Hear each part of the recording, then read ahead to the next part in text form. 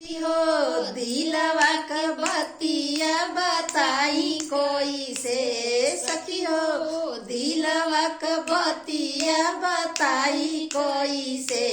सैया ठाड़ है अंगनवा बोलाई कोई से सैया ठाड़ है अंगनवा बोलाई कोई से सखियो दिलवा का बतिया बताई कोई से सखियो दिलवा की बतिया बताई कोई से सैया ठाड़ है अंगनवा बोलाई कोई से सैया ठाड़ है अंगनवा बोलाई कोई से पायल झनकाइब त सासू जानी जइहा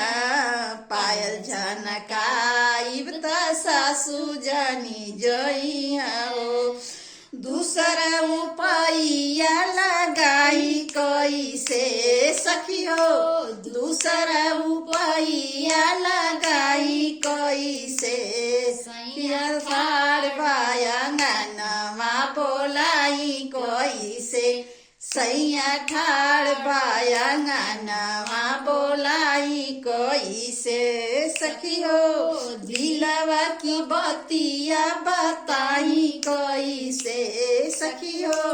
दिलवा की बतिया बताई कैसे सैया ठाड़ बाया अंगनवा बोलाई कैसे सैया ठाड़ बाया अंगनवा बोलाई कैसे कंगन खन कई बर्तन दा जानी जइहा कंगन खन कई बर्तन दा जानी जइहा ऐसे अकेले रहब कैसे सखियो ऐसे अकेले अब रहब कैसे सैया ठाड़ बाया अंगनवा बोलाई कैसे सैया ठाड़ बाया अंगनवा बोलाइब कैसे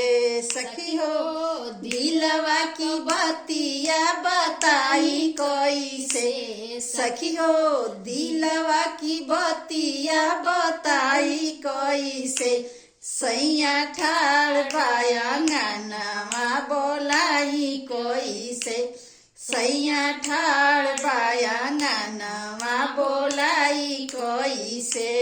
सैया ठाड़ बाया अंगनवा बोलाई कैसे सैया नाड़ी हो मारा मोना जाने रामा सैया नाड़ी हो मारा मोना जाने रामा उनका के हम समझाई कैसे सखी हो उनका के हम समझाई कैसे सैया ठाड़ बाया अंगनवा बोलाई कैसे सैया ठाड़ बाया अंगनवा बोलाई कैसे सखी हो दिलवा की बतिया बताई कैसे सखी हो दिलवा की बतिया बताई कैसे सैया ठाड़ बाया अंगनवा बोलाई कैसे सैया ठाड़ बाया अंगनवा बोलाई कैसे सैया ठाड़ बाया अंगनवा बोलाई कैसे।